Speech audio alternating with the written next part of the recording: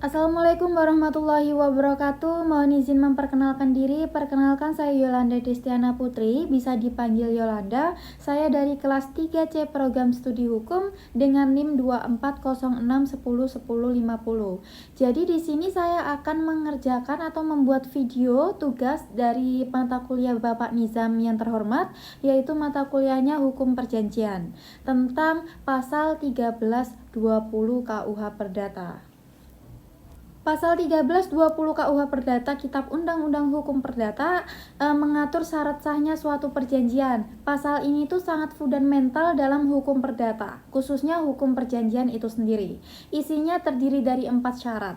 Bunyi pasal 1320 KUH Perdata yaitu untuk sahnya suatu perjanjian diperlukan 4 syarat. Yang pertama adalah sepakat mereka yang mengikat dirinya, yang kedua kecakapan untuk membuat suatu perikatan, yang ketiga suatu hal tertentu, dan yang keempat adalah suatu sebab yang halal.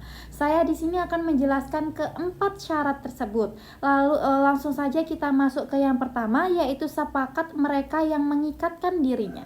Artinya para pihak itu benar-benar setuju untuk mengadakan perjanjian tanpa adanya unsur paksaan, kekhilafan atau kesesatan dan penipuan. Jika sepakat diperoleh secara tidak bebas, maka perjanjian dapat dibatalkan. Lalu yang kedua yaitu kecakapan untuk membuat suatu perjanjian atau perikatan. Para pihak harus cakap secara hukum, artinya sudah dewasa dalam hal umurnya sudah 18 tahun atau sudah menikah. Lalu yang kedua tidak berada di bawah pengampauan apapun. Jika perjanjian dibuat oleh pihak yang tidak cakap, maka perjanjian dapat dibatalkan. Lalu ketiga yaitu suatu hal tertentu. Objek perjanjian itu harus jelas dan dapat ditentukan. Misalnya itu barangnya apa aja, jasanya apa aja, jumlah atau jenisnya itu apa aja. Tanpa objek yang jelas, perjanjian dianggap tidak sah. Lalu yang terakhir atau yang keempat yaitu suatu sebab yang halal. Tujuan perjanjian tidak boleh bertentangan dengan undang-undang atau UU, kesusilaan dan ketertiban umum.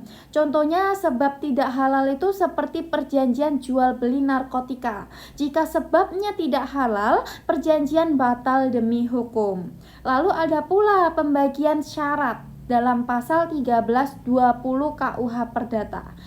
Pembagian syarat dalam pasal ini itu dibagi menjadi dua, yaitu syarat subjektif dan syarat objektif. Syarat subjektif sendiri itu terdiri dari sepakat dan kecakapan. Jika tidak terpenuhi, perjanjian dapat dibatalkan. Sedangkan syarat objektif juga ada dua, yaitu hal tertentu dan sebab yang halal. Jika tidak terpenuhi, perjanjian batal demi hukum.